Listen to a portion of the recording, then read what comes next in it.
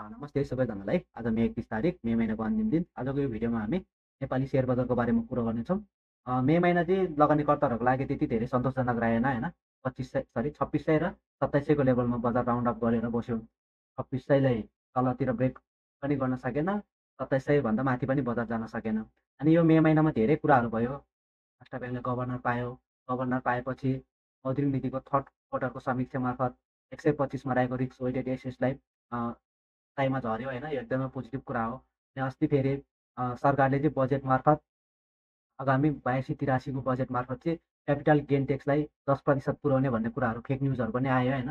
धेरै ठुलो लगानीकर्ताहरूले अनि त्यसपछि प्रतिष्ठित मिडियाहरूले पनि त्यसलाई छापेको देखेको थियो, तर त्यो चाहिँ टोटल्ली फेक रहेछ। यिनीहरूको आगामी दिनमा अब सेयर बजारको सिजन पनि सुरु भइसक्यो होइन। जुन जुलाईलाई त लगानीकर्ताहरूले सिजन नै भन्ने गर्छन्। यो अवस्थामा यस्तो न्युजहरू पनि आउनु, बजारमा केही पोजिटिभ कुराहरू पनि हुनु, यसको असर चाहिँ बजारमा कस्तो पर्ला त, क्यान्डलहरू कस्तो फर्मेसन भएको छन् भन्ने कुराहरू आजको भिडियोमा हामी सरसर्ती कुरा गर्नेछौँ। अब चाहिँ बाइङलाई ज्यादा प्रायोरिटी दिनुपर्ने छन् कि आफूसँग भएको स्टकहरूलाई टाइटली होल्ड गर्नुपर्ने अवस्था छन्, त्यो कुराहरू डेली टाइम फ्रेममा, विकली टाइम फ्रेममा, मन्थली टाइम फ्रेममा टेक्निकल एनालाइसिस गरेर फाइन्ड आउट गर्नेछौँ। सुरुमा हामी अस्तिको वेडनेसडेको 28 गतेको टेक्निकल बेसिक इन्फर्मेसन हेरौँ, त्यसपछि हामी फर्दर कुरा गरौँला।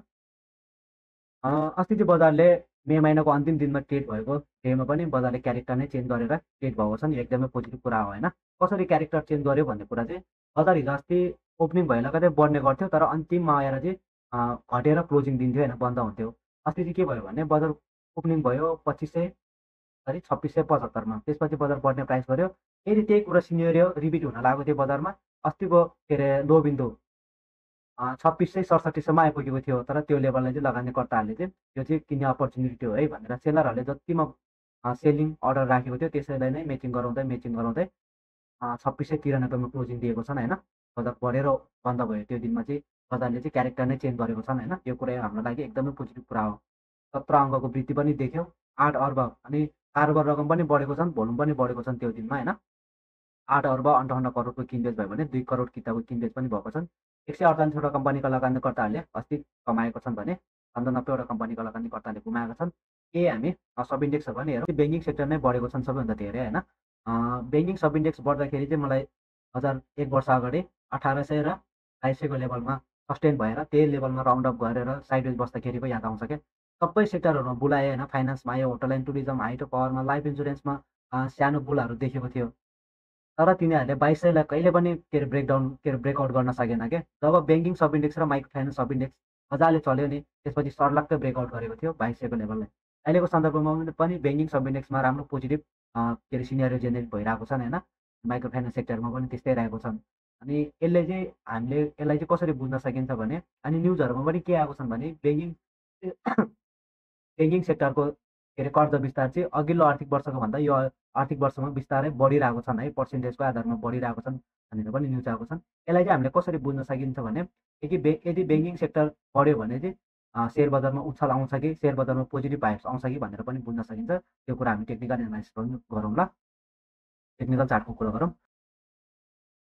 टेक्निकल एनालाइसिस गर्नु पर्दाखेरि टेक्निकली बजार एकदमै पोजिटिभ रहेको छन् होइन। यो 2600 को लेभलमा, लगभग 2609 को लेभलमा बजारले डबल बटम लगायो। डबल बटम पनि कहाँनिर लगायो भन्दा हायर लो फर्मेसन भएर डबल बटम लगायो। त्यसपछि रिस्क वेटेड एसेट्सलाई 125वटा साइमा झऱ्यो।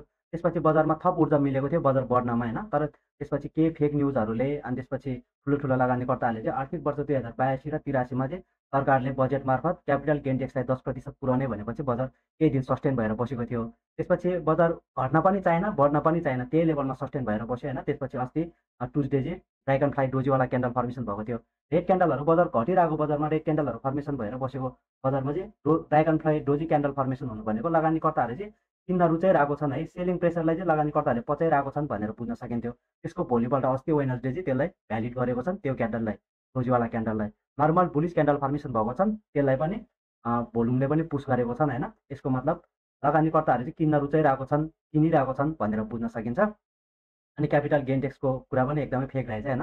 यदि मार्केट भोलिको दिनमा यो 2700 को लेभललाई सर्लक्कै ब्रेक गरेर, यो लेभललाई सर्लक्कै ब्रेक गरेर माथि जान्छ भने मजाले इन्डी गर्ने बारेमा सोच्न सकिन्छ। यहाँनिर म तपाईँलाई इन्डिकेटरहरू पनि देखाउँछु। इन्डिकेटरमा ठ्याक्कै हिजो अस्ति के अरे यो फेक न्युज आएपछि क्यापिटल गेन ट्याक्स 10% पुर्याउने भनेपछि बजारमा केही सस्टेन भएको थियो, केही घट्ने प्राइस गरेको थियो, तर EMA20 लाई ठ्याक्कै रेस्पेक्ट गरेर बढ्न सुरु गरेको छन्। यो नै एकदमै पोजिटिभ कुरा होइन। अनि अरू लेगिङ इन्डिकेटरहरूबाट पनि हेरौँ, RSI पनि 58 को लेभलमा रहेको छन्, एकदमै पोजिटिभ रहेको छन्। RSI मा पनि फेरि डबल बटम लगाएर त्यो पनि हायर लो फर्मेसन भएर बढ्न सुरु गरेको छन्। यो एउटा हाम्रो लागि थप प्लस पोइन्ट हुन जान्छ। फेरि MACD को हिस्टोग्रामको लाइन हेर्नुहुन्छ भने ग्रिनमा परिणत भइसक्यो। यसको मतलब लगानीकर्ताहरूले चाहिँ एग्रेसिभली किनिरहेको छन् भनेर बुझ्न सकिन्छ। MACD लाइन र सिग्नल लाइनमा डेली टाइम फ्रेममा पनि बाई सिग्नल जेनेरेट भइसकेको छन्। हामी विकली टाइम फ्रेममा पनि हेरौँ होइन, अनि त्यसपछि हामी मन्थली टाइम फ्रेममा पनि एनालाइसिस गरौँला। विकली टाइम फ्रेममा पनि बजार पोजिटिभ नै रहेको छन् होइन। यदि सर्टेन टाइम फ्रेमको यहाँनिर तपाईँले एरिया वाइज हेर्नुहुन्छ भने डबल बटम लगाएर बढ्न सुरु गरेको छन्। यो एउटा पोजिटिभ कुरा भयो। अनि त्यसपछि EMA20 पनि लगाएर हेरौँ, EMA20 लाई ठ्याक्कै EMA20 भन्दा माथि रहेको छन्। यसको मतलब 20 दिनको एभरेज प्राइसलाई चाहिँ मार्केटले रेस्पेक्ट गरिरहेको छन् भनेर बुझ्न सकिन्छ। यो एउटा प्लस पोइन्ट भयो। अनि त्यसपछि RSI को कुरा गर्नुपर्दाखेरि RSI ले डबल बटम लगाएर बढ्न सुरु गरेको छन्। यो एकदमै पोजिटिभ कुरा हो मन्थली टाइम फ्रेममा पनि।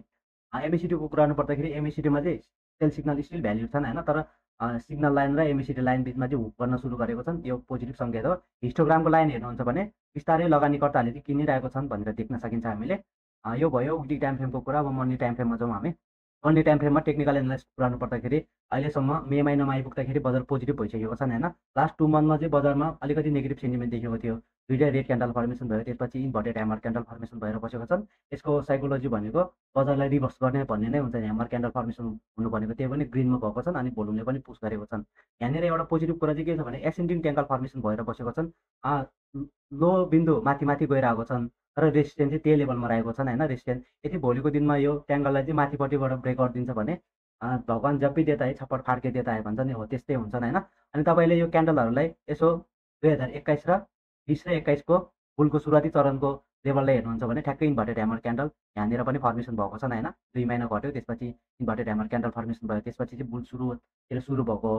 सेम सिनेरियो त्यस्तै देखिरहेको छन्। अनि EMA20बाट पनि जाउँ, EMA20 भन्दा धेरै नै माथि रहेको छन् बजार होइन। यो एउटा हाम्रो लागि पोजिटिभ कुरा हो। अनि त्यसपछि RSI मा चाहिँ अलिकति नेगेटिभ सेन्टिमेन्ट आएको छन्। RSI हुन त 59 को लेभलमा रहेको छन्। 50 भन्दा माथि हुनु पोजिटिभ कुरा हो, तर माथिबाट हेर्नुहुन्छ भने हायर लो लोवर लो श्रृङ्खला रहेको छन्। तर MACD को कुरा गर्नुहुन्छ भने MACD मा चाहिँ एकदमै पोजिटिभ रहेको छन्। MACD मा स्टिल बाई सिग्नल नै भ्यालिड रहेको छन् भनेर बुझ्न सकिन्छ। यो त भयो टेक्निकल एनालाइसिस कुरा। अब हामी ब्याङ्किङ सेक्टर र माइक्रो फाइनेन्स सेक्टरमा पनि जाउँ होइन। ब्याङ्किङ सेक्टरमा अहिलेको सन्दर्भमा एकदमै पोजिटिभ नै रहेको छन्। ब्याङ्किङ सेक्टरको टेक्निकल एनालाइसिस कुरा गर्नुपर्दाखेरि टेक्निकल्ली पनि राम्रो छन् ब्याङ्किङ सेक्टर अहिलेको सन्दर्भमा, अनि फन्डामेन्टल्ली पनि राम्रो छन्। टेक्निकल एनालाइसिसमा चाहिँ यहाँनिर डबल बटम लगायो, त्यो पनि हायर लो फर्मेसन गराएर होइन। अनि प्राइस एक्सन आफैमा पनि स्ट्रङ देखाइरहेको छन्। प्राइस एक्सनले पनि अस्तिको क्लोजिङ बिन्दुभन्दा हिजोको क्लोजिङ बिन्दु माथि, हिजोको क्लोजिङ बिन्दुभन्दा आजको क्लोजिङ बिन्दु माथि।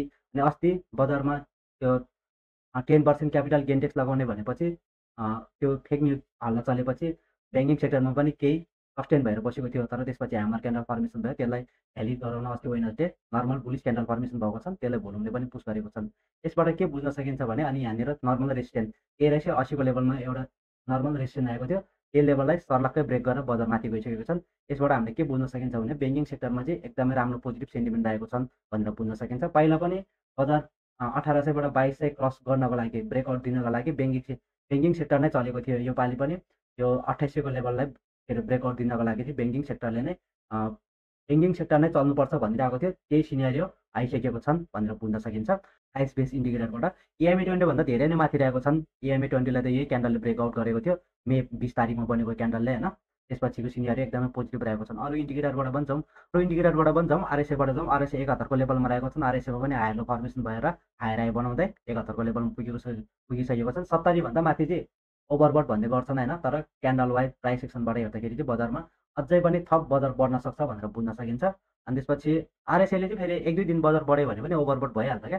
अनि MACD को कुरा गर्नुपर्दाखेरि MACD मा पनि MACD लाइन र सिग्नल लाइन बिचमा मजाले बाई सिग्नल जेनेरेट गरिसकेको छन्। कति गते भन्दाखेरि यो मे 20 मै बाई सिग्नल जेनेरेट गरेको। अनि हिस्टोग्रामको लाइन हेर्नुहुन्छ भने लगानीकर्ताहरूले किनिरहेको छन् भनेर बुझ्न सकिन्छ। यो ग्रिन क्यान्डलहरू माथि माथि हायर हाई बनाउँदै गइसकेपछि लगानीकर्ताहरूले चाहिँ थप धेरै किनिरहेको छन् भनेर बुझ्न सकिन्छ।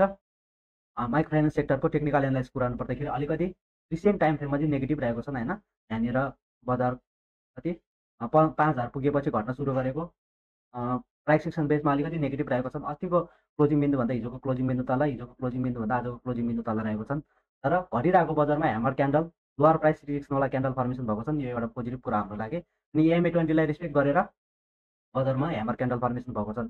यदि भोलिको दिनमा यो ह्यामर क्यान्डल भ्यालिड हुनको लागि लोअर प्राइस रिस्कवाला ग्रिन क्यान्डल अनि भोल्युमले पुस गरेको नर्मल ग्रिन क्यान्डल हिजोको क्लोजिङ बिन्दुभन्दा यो 4831 को क्लोजिङ बिन्दुभन्दा माथिपट्टि क्लोजिङ दिन्छ भने किन्ने बारेमा सोच्न सकिन्छ।